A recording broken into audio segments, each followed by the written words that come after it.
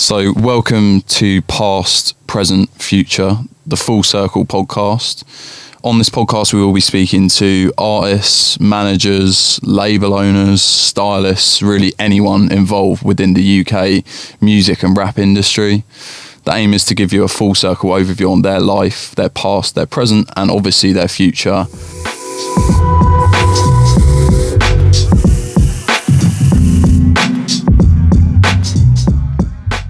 So I can't believe I'm saying this. So Past, Present, Future, Ep.6, which sounds absolutely mental. So we're here today. I'm incredibly excited, as I always am, with Deyah.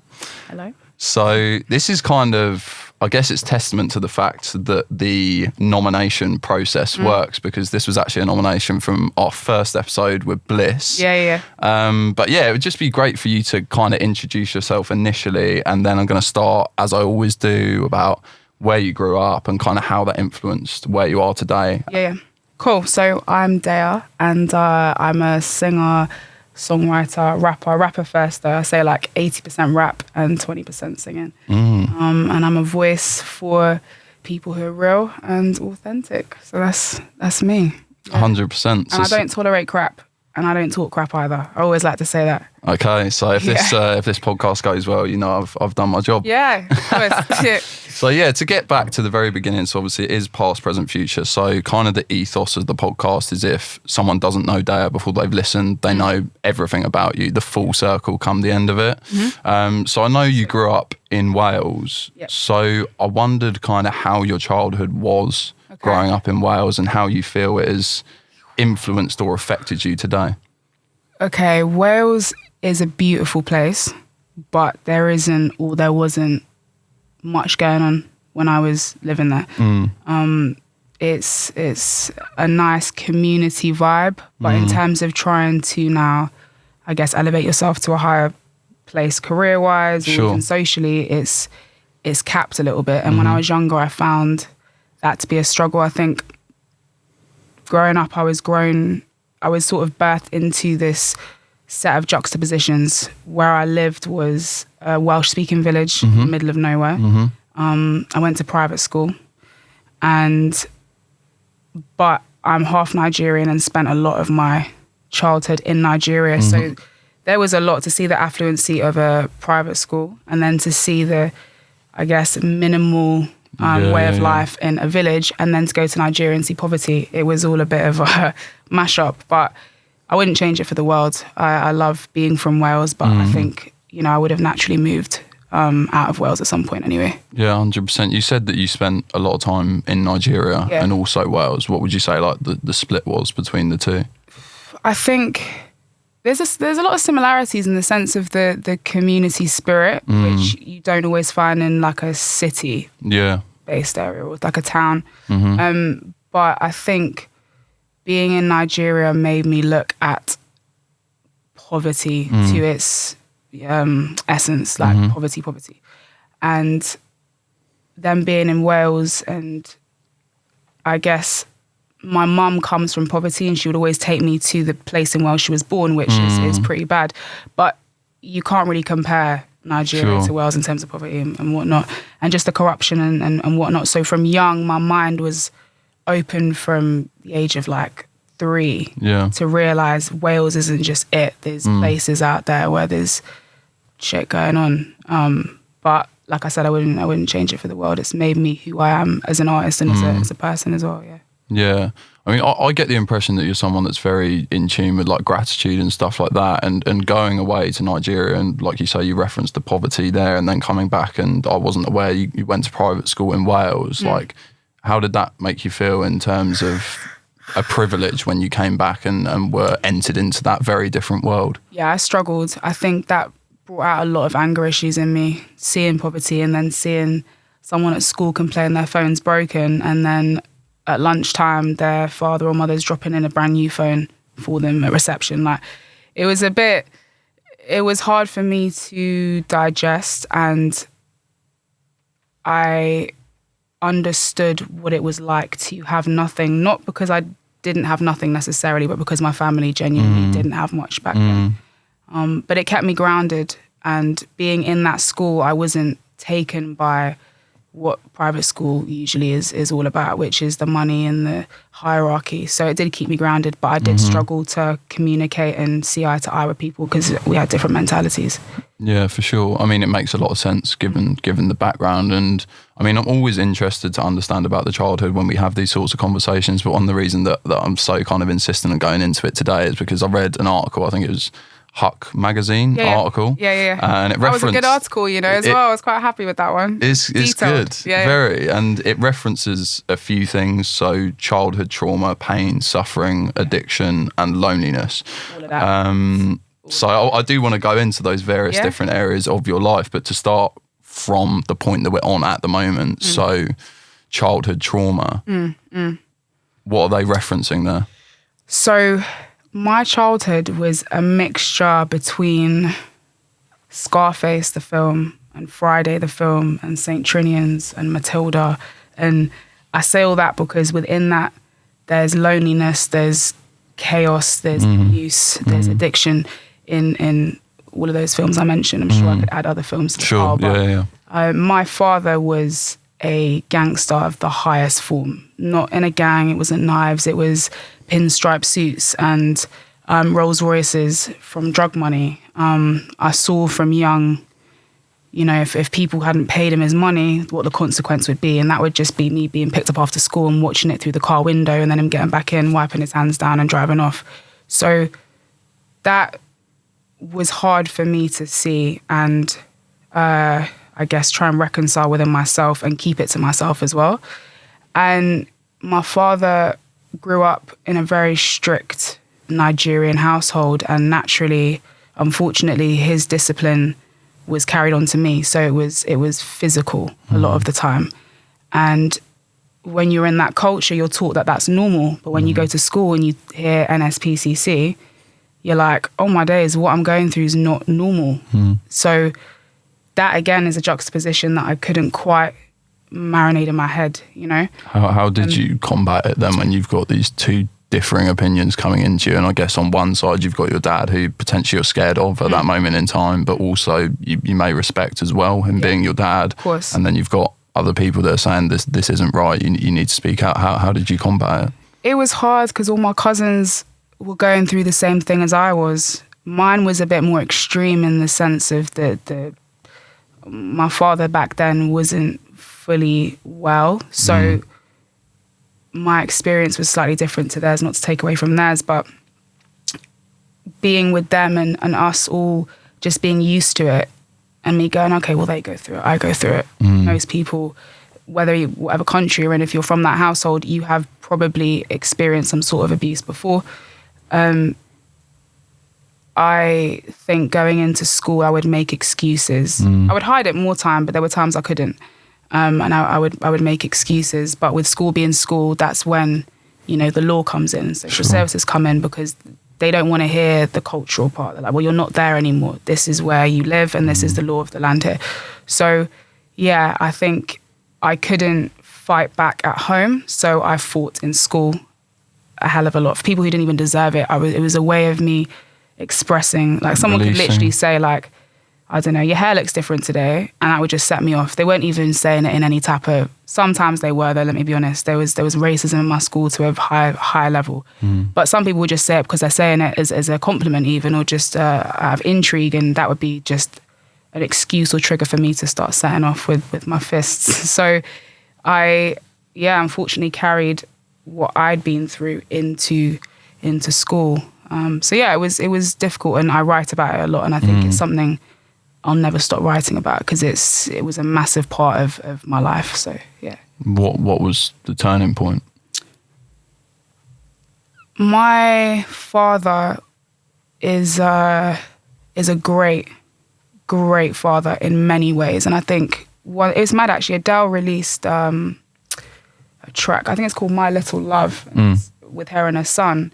She was saying in an interview that it's also for kids to hear and I guess understand that their parents were trying, regardless of how they were still learning to be parents and there's mistakes. And so, my dad was going through his process, and when I spoke to him, and it wasn't a full conversation, because in African households you don't really have that moment you can just sit down and voice what you feel. But there was a time where we spoke, and my dad got it. I just needed to understand that he understood that it wasn't cool. And I think naturally as I grew older, there was less of a grip both my parents had on me, as you sure, naturally. Like, what are you going to tell me? Do you know what I mean? Or you can't do what you used to do because I'm no longer under your roof.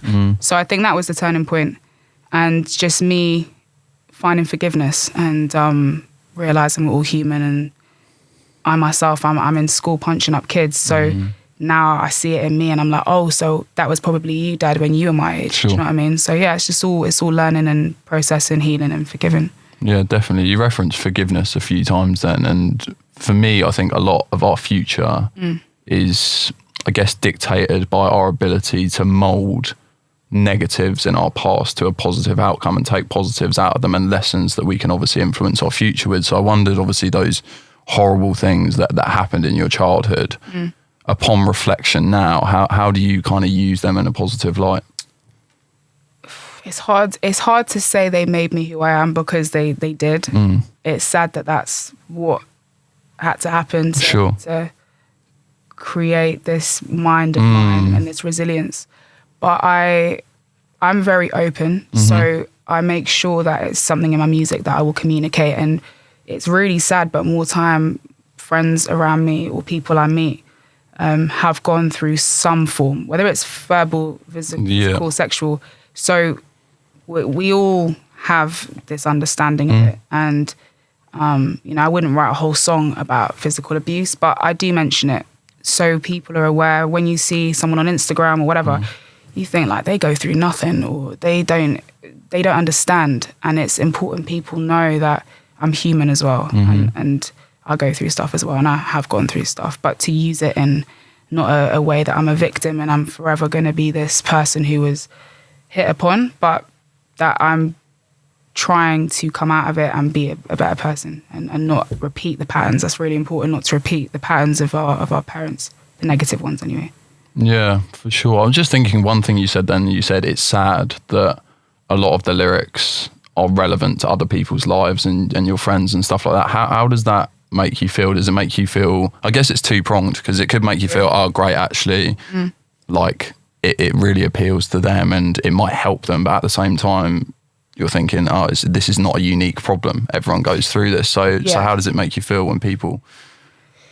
I think, if I'm honest, I've gave up, not caring, that's the wrong word. I gave up taking in what people say to me. I feel like I will put out what I want to put out, and Susan, Bobby or Stevie will take it how they want to take it. Do you know what I mean? So I think before, when I was making music, I felt like it was my responsibility to make it known this is what I'm saying. Now I'll just say what I need to say. I know what it's supposed to sound like, and you take it, how you take it. But to know that it impacts people in a positive way is nice. I do get a lot of messages, mostly about the fact that someone's heard a lyric, a small one. It could be it could be in like code, but they know, and they're like, yeah, I heard what you said, and thank you, and yeah. So it's a blessing and a curse. Yeah, for sure. I think it's almost more admirable when it's in riddles as well, because that shows that actually it's not going to appeal to everyone, but that one person that's looking for that piece of the puzzle. They'll hear it. They're supposed to hear it. Yeah. Exactly. Yeah. And it's interesting. I think this very much falls in alignment with like an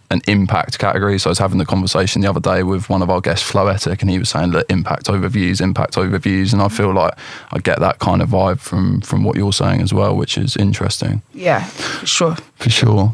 So we kind of spoke about the childhood trauma. So not to go through the list, but I'm guessing if we were to say like childhood trauma would potentially lead to that addiction, which is referenced in this. So they kind of amalgamate and fall in alignment with each other. So how did that come about, that portion of your life? So I mentioned Matilda in one of the films, and I incurred an immense amount of loneliness as a child. Hence why I got into writing, because that's the only thing that I could rely on. And it kept me company as well, because I had like bare imaginary friends as well, but I would be speaking to air and my mum would be like, oh my gosh. I was speaking out loud. Yeah, exactly.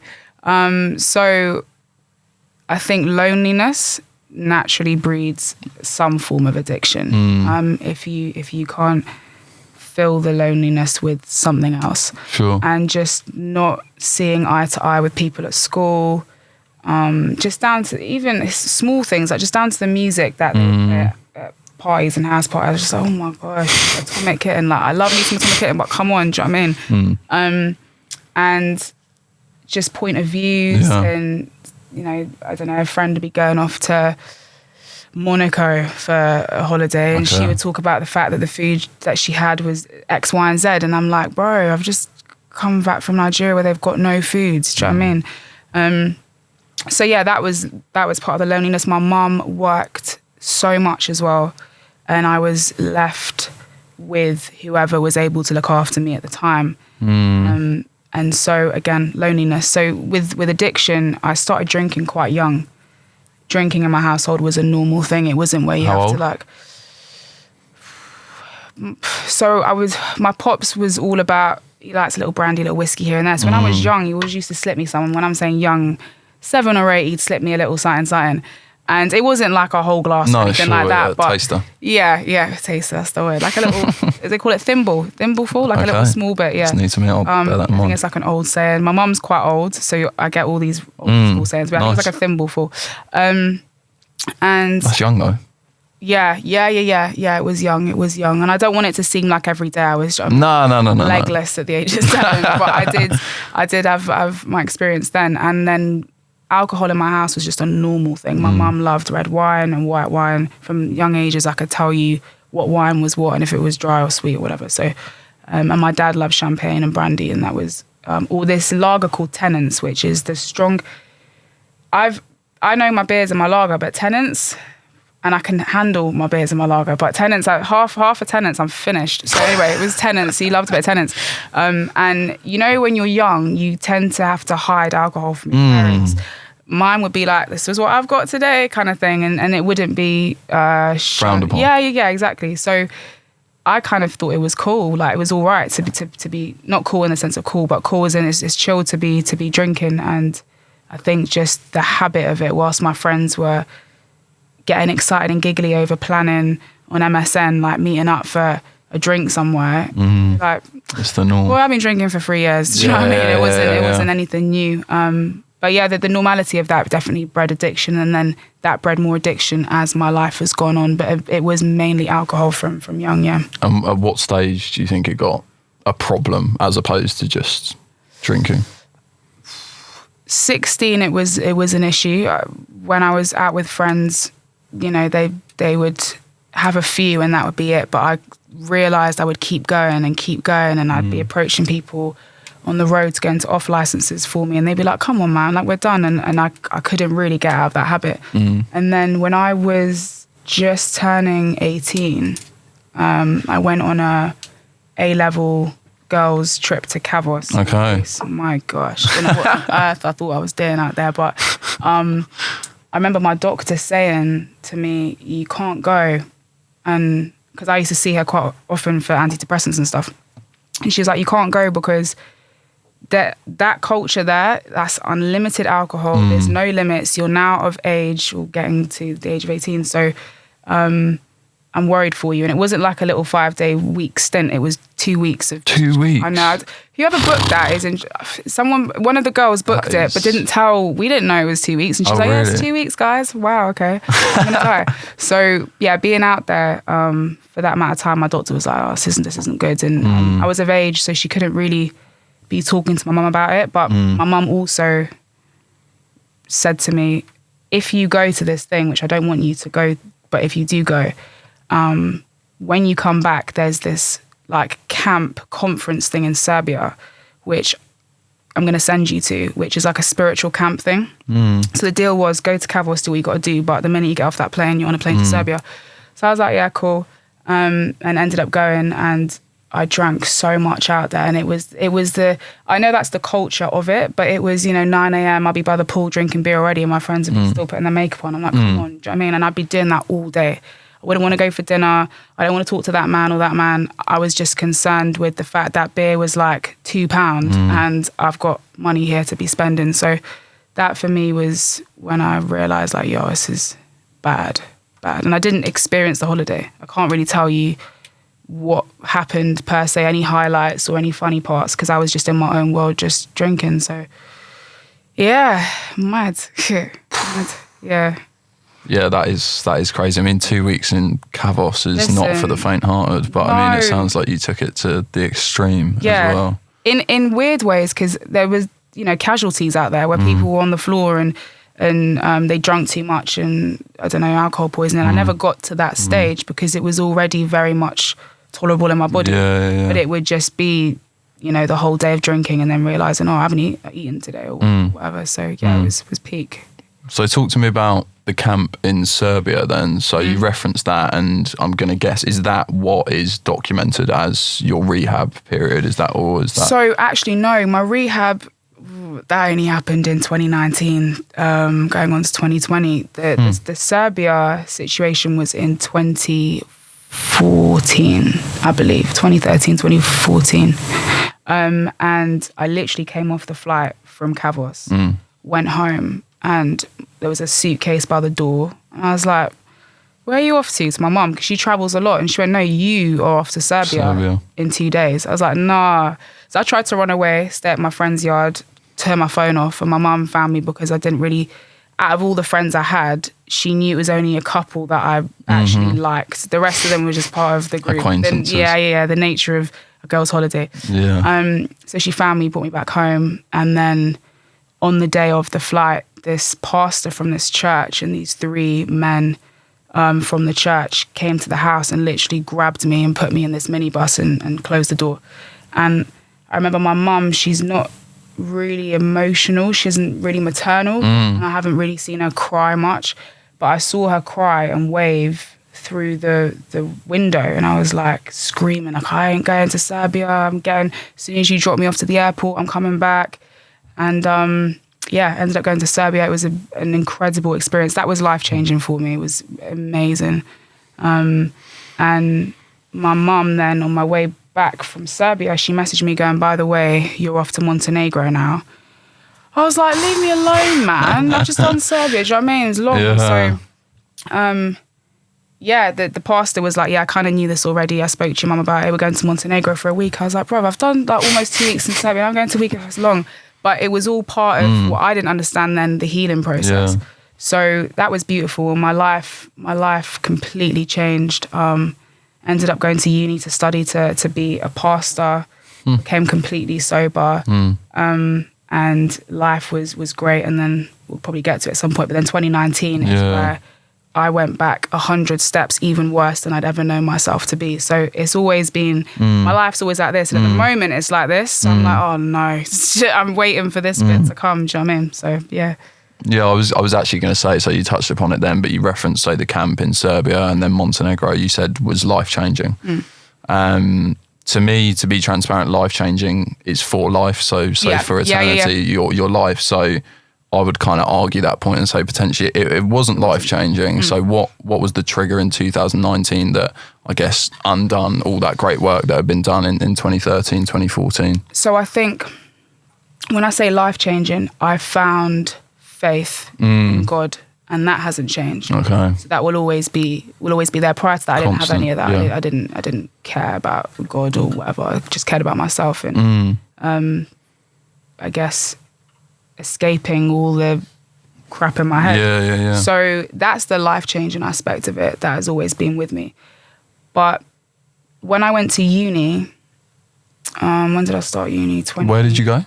It was actually in Bracknell. Okay. Yeah, so there's only 4 of them in the world. I think there's one in Germany, one in France, one in Bracknell of all places, and one in America, in Atlanta. And it's a spiritual, it's a Christian uni, but it's a spiritual thing. There's like 100 of us there. It's really small, no drinking, no smoking, no swearing, men that side, women that side, complete celibacy and abstinence. So it was like a nunnery and monastery in one, which for me, you can imagine, was so different to what I'd experienced. But I had been traveling for about 7 months through Southeast Asia, and I had this calling, this dream. I can't describe it, but it was literally telling me to go forth and to change my life and in turn change others. So being at that uni was a blessing because I was around like-minded people now. I was away from people who would steer me in the wrong direction. Sure. But when you get into anything too much, you see the politics behind it. I went there because I found my belief in God. But then you start seeing the politics of the church and you're like, oh my gosh, there's all these, there's a lot of judgment. There's these rules, no tattoos. I mean, I'm covered in them. It's an issue. It has to be a certain way. You have to dress a certain way. And as I started getting into the politics of it, after they'd given me all the hugs and the welcome. Very rigid. Yeah. And I suppose not just the rigidness of it, but the judgment of it. It was no longer a place of love. I felt like church was a place of pain and chaos. Okay. And naturally being studying to be a pastor, they gave me assigned me a church to work in. And it was 2019 where I had really found my feet in the church. I was still dealing with all the political stuff, but I just forged my own path and tried to create something new, which I think you need in any industry, really. Sure. But I got into some really horrific issues with certain people. Certain people tried to make my life hell within that church. And going through that completely destroyed me. I almost put my faith in people as opposed to God. And that's when I realized, hang on a second. If my faith was in God at that point, as it should have been, then regardless of what anyone said or did, I would be fine. But I started putting my faith in the community of people. And as soon as that fell, I fell. And that was the sort of birth of 2019. More substance abuse, even worse than I'd ever experienced before. And then the rehab countless times. Mad. Yeah. Quick one. We work with a lot of up-and-coming urban artists across the UK who are seeking press assistance, radio airtime, creative marketing solutions, and really all-round artist development within an industry that is constantly evolving. Which is why when we had the opportunity to partner with the 1994 Collective on this podcast, it made perfect sense. So to any aspiring artists that are seeking commercial success, please do get in contact with the 1994 Collective and let them know we sent you. Why do you think, one thing that I picked up on then, you said people tried to make my life hell. Why, in your opinion, did they try to make your life hell? And I guess hell being the operative word, which is ironic. But it fits. I've never in my life experienced such pain because I gave myself to a community of people and recognized things within the young people that they weren't really cool to say in front of the elders. And so I was trying to bridge that gap. And in doing so, I'm an only child. So I've always been wary of community and family. Although I've liked it, I've always been quite wary. So when I was really accepted, I was like, raw. And the owners of the church really took me in as family. But again, with family, and as you get deeper in, there's politics and there's issues. And they would sort of share things with me that I don't think I had any business knowing. And then, you've got one person saying, don't tell this family member, this other person saying, don't tell this family member. And you're caught in some type of situation. So eventually the people within that family I think they all sort of sided together as a protection of themselves and went, yep, she's the problem.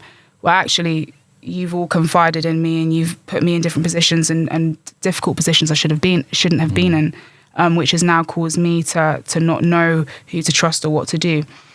And naturally then once they, I guess, made me look a certain way, the church then go, oh, well, if the family who run the church have an issue with her, we also have an issue with her. And that was it for me. So it was painful. What were the repercussions? I think I went to church twice more after that, but going there, I was spoken about in front of my face. I was lied about on social media. It was, I'm not even joking. I'm a very strong person, but the breakdown of character when you are not in the wrong, there's two sides to every story, right? But this story has one side, fam. There's no two sides. And no one gave me the chance to say my points. So they had all their points and they had all their stories, so no one could hear from me. And my pastor at the time, who was there, he was only 38. I'm saying his age because he actually passed away the end of that year. Wow. But he was the only one who rang me every day.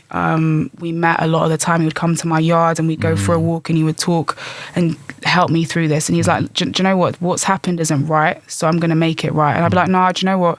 If people can do that, you know, and you back yourself into a corner. Yeah. And then he passed away 6 months after that stuff happened. And he was only 38. And that was the point that just finished me, because I was fully alone. There was no option of reconciliation, not me with them, but me and myself and God and church. It just seemed to be a done deal. So yeah, it was, and I've written about it. There's a track I wrote called Vent House Suite. Sweet, yeah. That's all about that situation. In fact, the whole Care City EP that I did is about that whole situation. And I still talk about it to this day and I still get vexed. But healing, learning, processing, forgiving is what I need to continue to do. Yeah, for sure. I think it's important to get that out there. And I guess just to kind of summarize that from my perspective. So what you were saying is you're very much invested in people, this family. And then the last one that was essentially fighting your battles on your side, he passed away. And then that was when that was the turning point, which is, it's heartbreaking, to be honest. But I appreciate the honesty. And I think, like you say, these sorts of conversations can promote other conversations, which hopefully in a small way can promote some form of change. So I do appreciate it. And I mean, to, I guess, get onto a bit more of an uplifting side of things. So it'd be great to understand, so what kind of advice you would have for people that have been through similar issues or parallel issues. And then, it would be great to understand that advice. So again, people that are listening, they can hopefully promote the change that you've seen within yourself and to get you where we are today. And then we can kind of go into the present section. Cool. I have learnt that, you know, when you're in a moment and the world feels like it's over, I have this all the time. I'm like, oh my days, and I get myself into some frenzy. But then the next day, you realise that was yesterday. And then the next week, that almost becomes a faded memory and so on and so forth. There are some things that remain within us, but I've realised I have the control on whether something can remain within me. Right? So I think I've learned that today is going to be a memory. Next week will be a memory. Next year will be a memory. So I don't attach myself too much now to situations. I learn from them and observe, and I'm kind to myself. Before, I'd go on a bender and I would hate myself for days. Whatever it was I took, whatever drug it was, I would get myself into like this hole. But then I realized that even if you're an 80-year-old man or a 4-year-old child, we're all children, really. We're kids bringing up kids. And so now if I make a mistake, I'm like I always do a deep sigh and go, oh, you're an idiot. But then I just love myself and go, okay, cool, we've just got to keep going. So I just don't attach myself too much to time frames and to emotion. I let my emotion just go past me and deal with it that way. Yeah, I think so. I'm reading a book at the moment by Mo Gaudet. He's an incredible person. He's on the Diary of a CEO, Stephen Bartlett's podcast, Unreal. And he basically says events themselves do not inflict happiness or sadness. It's the thought, and it's how you mold that thought, which actually inflicts the emotion. Absolutely. And it's your brain that keeps something alive. Like if you're keeping that memory is a memory now, but you're choosing to keep it alive in the present, and that's where you need to decide what you want to keep activating and what you want to deactivate. And so that's where I'm at in life even now. Just with all the nonsense that seems to be going on every day in my life, I choose what and what not that I'll take in. Yeah, 100%. So let's talk about now. Cool. So present. Yeah. What's going on? Whew, this year's been mad. Do you know what? You know the Spotify Wrap thing? Listen, last year I got my Spotify Wrap through. I didn't post it because I was so embarrassed. Yeah, it was. I was vexed that I'd been doing music for almost 10 years at that point, and that is what I had to show for it, which is the wrong mentality, completely wrong mentality to have. this year, but I did keep records of numbers and stuff for myself. So when I get my Spotify Wrap this year, I could, And the progression is mad. And I'm saying numbers now just for anyone out there who felt how I felt. Which was, how did you feel to express that? I felt like I'd let down myself, but I also got vexed at the time because I just thought people aren't getting what I'm trying to do here, and this is ridiculous. Like I get vexed at the industry, man. We'll go into that, but I ain't got time for it at all. So it was like 9,000 streams last year for everything I'd ever done, and this year was like 777,000 for just a few things. Now, thank you very much. and it isn't about the numbers, but it's the progression. Yeah, exactly. And so for me, I was like, is this what? Okay, sick. This is what I can do in a year. Do you know what I mean? So that was cool. And just seeing the other, the streams and the followers and listeners and all that stuff. Countries, playlists and stuff. It's like, all right, cool. So it's good. So I think at the moment, I'm just, at the end of the year, do you know what I mean? I'm digesting. This whole year has been mad. I've been able to tick off bare stuff from my list that I thought I'd be doing in a couple of years' time. So what were your favourite things to tick off? Fire in the Beat. Yeah, I was going to say, that one, when we found out, I said, yo, I was so excited because I think any rapper, do you know what I mean? Yeah, Fire in the Beat's the one. And that for me was one of the highlights. And what else was a highlight? I got quite a lot of support from Radio 1, and that's hard to get, which I didn't understand. I got new management at the back end of last year, and they really showed me like strategy. And before, I was just releasing music for releasing music's sake. But when I realized the strategy and how hard it is to get on certain playlists, I was like, oh, raw.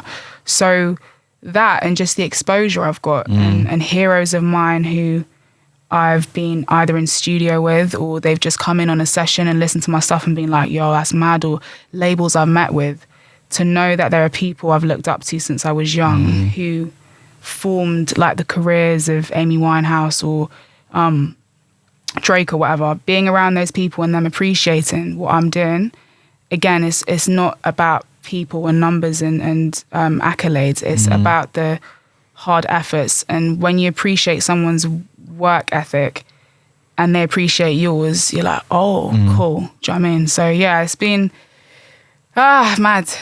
Good though. Yeah, it's good. I think you missed one thing off your list, which is past, present, future appearance. Of course. Yeah, no, listen, we haven't finished yet, but yeah. Of course. Highlight as well. Yeah, highlight as well. Come on.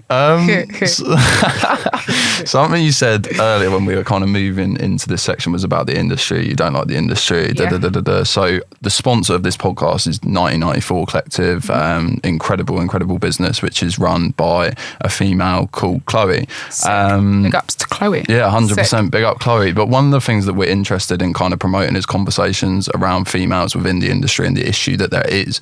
So I wondered kind of from your perspective and for people that are potentially blind to the issue, how you feel you are treated differently as a female within the industry to a male.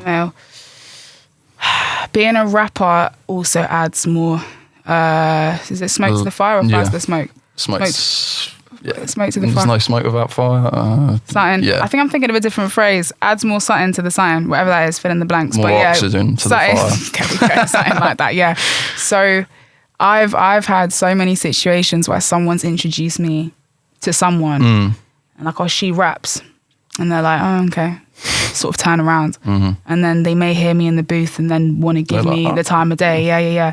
Or I've been in studio for myself and I've had some producers like to bring the whole family into the damn studio. Do you know what I mean? Everyone's there. You're like, come on, guys, who's paying for this session? Leave. Do you know what I mean? But they'll come in thinking I'm some groupie. Like, it's not my session. They'll think that I'm the side piece of the producer, and then they realize it's my session and they're like, oh. But I think if a man was there, they would just assume you're here for your session or you're here for something. Do you know what I mean? So the assumptions aren't great, and I think, unfortunately, female rappers in general aren't really thought of as good as men. So you automatically lose a big part of exposure, especially as I don't carry myself in a provocative way. When you do that, I think it can feed more. Yeah, it gets you seen quicker. Of course, yeah. So that's also a struggle, but I ain't compromising on that at all. So I just have to keep rolling with it. But yeah, it's not easy. And also, when I have had meetings with companies or labels or whatever, they start off with we love what you do and this is amazing. And then as they start talking, you realise you've left the meeting and they've tried to remold the whole thing. Yeah. And you're leaving like, hang on, so if I do go with this company, then I have to now do this, that and that. Otherwise, they won't sign me or they won't work with me. And then I'm 26 and so many people have said, oh, you're reaching peak age now, you're almost 30 and after 30, it's a wrap. So whereas a man can go on for time. Do you know what I mean? It doesn't matter if he's, what's his name? Rev Run from Run DMC. Man's like still on stage, barely breathing and still rapping. And everyone's like, yeah, but if it was a female, I'm sure it'd be like, well, she's put on weight or she's got wrinkles or she's this or she's that. So yeah, long. Do you know the crazy thing is though? So for a lot of people will say, oh, maybe I don't see the issue being as big as it's made out to be. People that are ignorant to the issue. I've had this conversation with two people, you and Chloe, and the groupie element has come up in both conversations. There's literally, if I copy and pasted her snippet, it's pretty much identical. So I think that is just testament to the fact that it is an issue. It's a massive issue and it needs combating. So from your perspective, how does it change?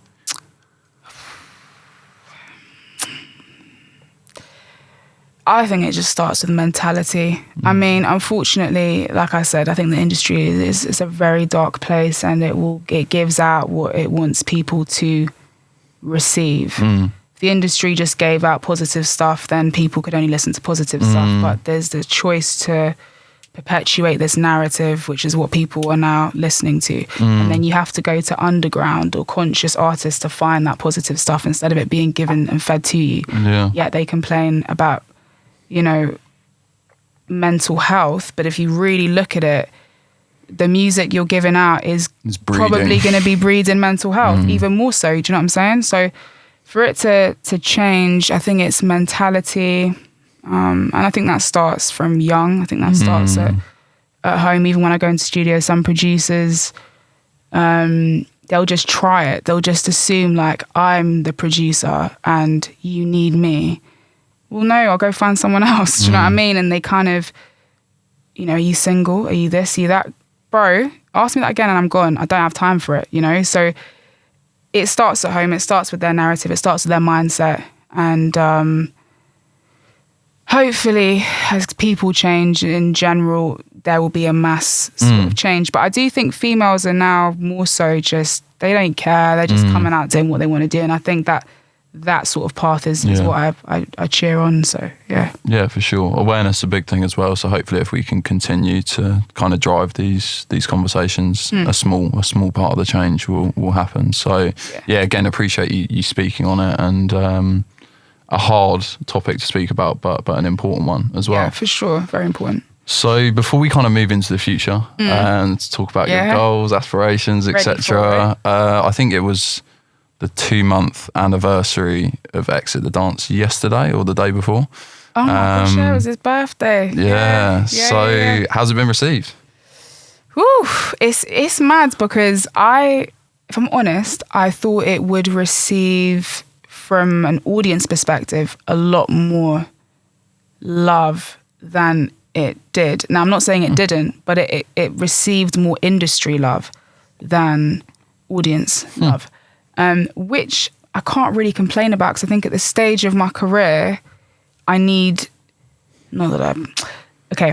a good part of the industry, there's a small good part of the industry, and then there's the negative part, which I think is about 99.9%. But when people in the industry go, oh, okay, you did Exit the Dance and there's this track there and you did this lyric then, and they now are open, their eyes and their ears are open to you, that helps. In some ways. So if I had to choose between audience or industry, I would have actually preferred for people within the industry, whether that's producers or labels or whoever, to take heed on what I'm doing. So, but I'm not saying it didn't do well audience-wise. No, sure, just it was slightly... Yeah, exactly. But yeah, it was, for me, that was to work with 10 Billion Dreams was mad. And he's just like a brother to me, do you know what I mean? He's just a genius. His mind is, like, even when he plays piano, you could be talking to him and saying something. He can't hear you. He's like staring out the window, or like his eyes are closed on some Ray Charles thing. So it's a bit like he's just a different type of guy. Working with him after he obviously just done Conflict of Interest for Get. So his mind was fully in certain sonics and stuff. So to come straight in after the release of that and to be around even his team and Gets and whoever, that was nice for me, and it bred something new within Exit the Dance. Do you know what I mean? So yeah, that for me was, I'm proud of that one. What's your favourite track? Oh no, that's a rude question. Do you know what I think? I think Yam for me is more where my soul is at rest. Yeah, I enjoyed that one the most, but all of them, I think, showed a different side of me, and I enjoyed making all of them. So that was, but Yam is the one I listen to myself a lot. Yeah. Just because I actually find healing in listening to my own words sometimes, and I listen to Yam more than any of them. So yeah. Yeah, I agree with essentially the kind of differing tones to each track. I was going to say, so versatility. I think you are like the pinnacle of versatility, and that comes across with. Yeah, no, for sure. Yeah, you can use that one, the pinnacle of versatility. I will. Yeah. Might be an album. A quotable. Sick. But yeah, mine's Native Ego, just to get it out there. Yeah. Oh, is it? Yeah. Can I ask why? It was the one that resonated with me the most when I listened to the project from start to finish. Oh, did you listen to? Oh, I'm glad, because not everyone does that. They start picking. It's not the longest, is it? So it's not, but people don't like to listen. Well, they've taken on Spotify. They've taken away the shuffle feature. Have they? Yeah, it was because of Adele. Adele basically come out. I'm pretty sure. So Adele come out and basically say, because it used to be play. Yeah. And then shuffle. Everything just comes. Yeah. Yeah. Now it's just play. Oh, big ups Adele. Yeah. Sick. So there it is. But yeah, that's my favourite one. Cool. Thank you. That's all right. No problem. So to tie present up. So a lot of people say happiness is in the present moment. It's not in the future. It's not in the past. It's right where you are right now. Are you happy? I am the happiest I've ever been, ever in life, which is like my personal life's going well, which is good because my personal life tends to not go well. My personal life's going well. My mindset's good. And I'm in a position career-wise, which I'm very excited about being in. So, yeah, I'm joyful. Yeah. And I'm learning to deal with the times that I'm not so joyful, which actually makes me more joyful. Yeah. So, yeah, life is a blessing, yeah. Good. I'm glad to hear it. So, for the future, what do you prioritise? Success or happiness? Oh, my gosh, happiness. Listen, I think going to private school helped me understand that success really is not the be all and end all. My mum was homeless at 16 and I didn't go to private school because she was handed down money or she's come from some money. She came from nothing. So I've seen how hard it is and the sacrifices you have to make. And I'm prepared to make certain sacrifices. But for me, music isn't the be all and end all. I know, on X Factor, they're like, if you don't let me go through, like, my life's over, it's all I have. It's not all I have. If I didn't do music, I would try and do it in a different way, whether it be writing for someone or going into producing. So I'm not too tied down to the idea of success. I'm grateful for the progression. But once I focus on that too much, or once I become unhappy, I prefer happiness over success any day. Yeah, it's a good answer. The reason I wanted to ask again is, like, within this book, it kind of references, so success doesn't breed happiness. There's a lot of successful people that are fundamentally unhappy. But often if you look at the happiest people, that breeds success. So if you focus initially on that happiness, more often than not, the success is going to fall in alignment with that feeling. So yeah, good answer. Thank you very much. I should write a book. No, I shouldn't write it. No? Yeah, so that's not one of the future goals, right? Maybe later on in life when I'm in my farmhouse with their kids and animals, then I might put my feet up and write one. I haven't got the focus to write for long. Okay. I can write verses and stuff, but whole book, rotted. Yeah. No. So you've just given me a few little inroads there, to be fair. But what are the goals and aspirations kind of as you view and I guess paint the picture of your ideal life moving forward in the future? I'd like a farmhouse in the middle of nowhere, no Wi-Fi, no TV, no nothing. Just farmhouse, a tribe of children. That'd be great. And how many? Listen, it depends what my body can do, do you know what I mean? But people say 10 and I'm like, raw. I think 3 would be cool. Yeah. 3, 4, 5. No more than 5, 6, 7, 8, 9. Yeah, no, 3 is good. Yeah. And then just a load of animals and vegetables, fruit. Love to grow all that. Nice. So that's definitely a goal of mine. I think I want to do well music-wise, definitely. And since I've been young, I've always known that's where I'm supposed to be. And what does well look like to you in music? I have a feeling that I'm going to be extremely successful music-wise. I'm not talking about money or whatever, but just known as one of those artists that you just know through generations. I have that, and that's not an arrogance thing. That's just that's an innate feeling. So I think that part will come. But if I'm honest, that's not what I'm focusing on. What I focus on is building my personal life and making sure that's good. And I love to travel. I don't know what's going on, restrictions and blah, blah, blah, but love traveling. I've traveled a lot and I want to continue that. Sure. And just be the best person I can be. And most importantly, serve other people.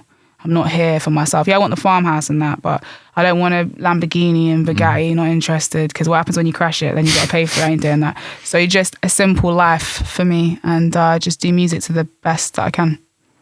Yeah, it's a really good answer. Selfless one too. So yeah, I think it's been kind of throughout the conversation as well. So it's really as a constant, which is important. So the kids thing, it's interesting you referenced the kids, and it's actually a question that I've started asking some people. So to kind of define, do they want kids in the future? And I think it's probably the most poignant in this conversation, given your early trauma. Yeah. So I guess first kind of portion of the question would be, how would you do things differently as a parent to what you were exposed to? Look at you with the questions. Good question. Thanks. Yes, all right. Well, you can go into that first. Yeah, that's a good question. I wouldn't be ready to have kids now. My gosh, I'd be a treacherous mother. But I think I would just like that my children to be heard and loved and seen. Countless times I'd walk into a room and both my parents wouldn't even know I was there for hours. Do you know what I mean? So I'd love to be that, just all loving. I think I read somewhere, I read a lot of baby books as well. So I'm planning, not planning, but get myself ready because parenting's a massive thing. But it says, I think between birth and 2.5 months is a really important time for the child. And I was like, they don't know anything. They're like lying like this, waiting for you to feed them and change their nappy. But it's a subconscious thing. There's a lot going on. So I would just love my children to be loved. And I didn't have a phone till I was 14, 15. And if I did, I'd have to hand it in. Technology, you ain't having none of it. I don't care what Sally or Julie's got. You're not having it. And I would bring them up to be wholesome individuals who know they're loved, but I could trust them and know that they can go out into the world and serve others as well. I rate that a lot. Yeah. A lot. Reckon I'll be a good mum? Yeah, I do. Sick. Yeah, for sure. 100%. Sick. Yeah, I'm with you on the technology thing as well. I think that's transitioned a lot even since when I was that age and today, which is, it's crazy. You see like 8-9-year-olds with like the newest iPhones and a tablet. Yeah. No, get a book. Yeah. Do you know what I mean? I like to colour. I like crayons. I'm very childlike in my mentality, and so I'd love to bestow that upon my kids. So yeah, you're right. The whole phone thing, no, crazy. Man. And then they break it and then they want a new one. Do you know how much that costs? Do you know what I mean? You go work for it then. Mad. Yeah, for sure. Right, okay. So to tie up this section, values. What 3 values would you instill in your children? Respect. Because some kids are rude out here. very running around Tesco and that. It's like, if I did that, oof, do you know what I mean? So yeah, respect is one. Independence. I think, again, going to private school, and some of these girls, it was an all-girls school as well, some of these girls didn't have that understanding on how to just be them and look after themselves. So respect, independence, and faith. That should have been the first. Sorry, God. Yeah, faith. Yeah, faith is. I should have said that a long time ago. Faith is the main thing, and it's not a forcing thing, because I wasn't forced. I found it myself, but it's just building that understanding of this is. He's up there, and whether you choose or not to believe, the foundations are here, so you have that option. Do you know what I mean? But yeah, faith would be, because that's super strong. They'll know from young. I'll be reading the Bible whilst they're in my stomach, kind of thing. Do you know what I mean? So yeah, faith. Yeah, I think faith is an interesting one, because like you say, you'll leave them to kind of define their own positions, but you can be faithful and not necessarily believe in God, I think. So it's a good one. Is there anything we've missed out that you wanted to go into throughout the past, present, future journey? The only thing I want to say is that, because I've said a lot of smack about my parents, and I mean, they have their faults and flaws, but I couldn't have done music without either of them. My dad is extremely musical and taught me vibes and sounds, and my mum is an incredible writer, and she taught me how to write. So as much as they were learning and messing up but doing their best, and they really did birth the music within me. So I wanted to make that clear before they watch it and go, "You're a pagan, man." All right, cool. I've said something nice. Yeah, no, it's good to get that out there. We'll cut that into the first 5 minutes and then. Sick. Yeah, please do. Right, okay. So the final 2 questions which we ask everyone that we sit down with. So one of them is going to be a nomination. So I'll ask that last to give you a bit of a minute or so to think about it. Yeah. But the other one is, what do you think is like an unanswered question within the music industry in the UK, or like a subject that you would want light to be shed on? Oh my gosh. Ooh, I think there is a lot of talk on labels and being independent, but I really think there should be more talk, because you either hear labels are trash, or you hear the independent side of struggle. So a balanced argument of the benefits of each. Yeah, I think that would be important, because, some people are like, oh, no labels. Some people will run to labels. Some people are like, yeah, independence, it'll take 10 years, I ain't got time. And then some people are quite cool to deal with the process. So yeah, I think more talks on that. Cool. Nice one. Appreciate it. We might utilise that in future content. So yeah, who do you nominate? Okay. There's a lot of people in my head, but there's one artist called Cardo Ramel, and he is originally from London. The guy moves all the time, but I think he's living in Cardiff, but he's in between. Okay. He is a rapper, and he is a voice for so many men and women, but mainly men. And I just think his narrative, his way of rapping, him as a person, you don't have that in the industry. I haven't come across it, and I think it would be. He's got a lot to say. Like, he can talk and say a lot of inspiring things, and we've had endless conversations in the past. So, Cardo, come through. Don't do this thing of I'll be there and you don't. You have to be there, bro, because you're embarrassing yourself and myself. So can you please come here, please? Thanks. Nice one. Thank you very much. Well, it's a wrap, but honestly. Yeah. Without a shadow of doubt, one of my favourite conversations ever. So thank you so much for your time coming down, and I hope you've enjoyed it. One of my favourite interviews, actually, my favourite interview. And I don't talk out my batty hole either. It's all true. It's my favourite. It's my favourite. The questions were, you just don't have. This is I can actually go home now. I should say I'm going to studio. I'm not going home, but I can actually go home and be like, raw. I actually feel like I've learned as well, and. Yeah, it was blessed. Really enjoyed it. Instead of the usual nonsense that you get out there. So yeah, it was sick. Thank you so much. I appreciate that a lot. Appreciate that. Cool.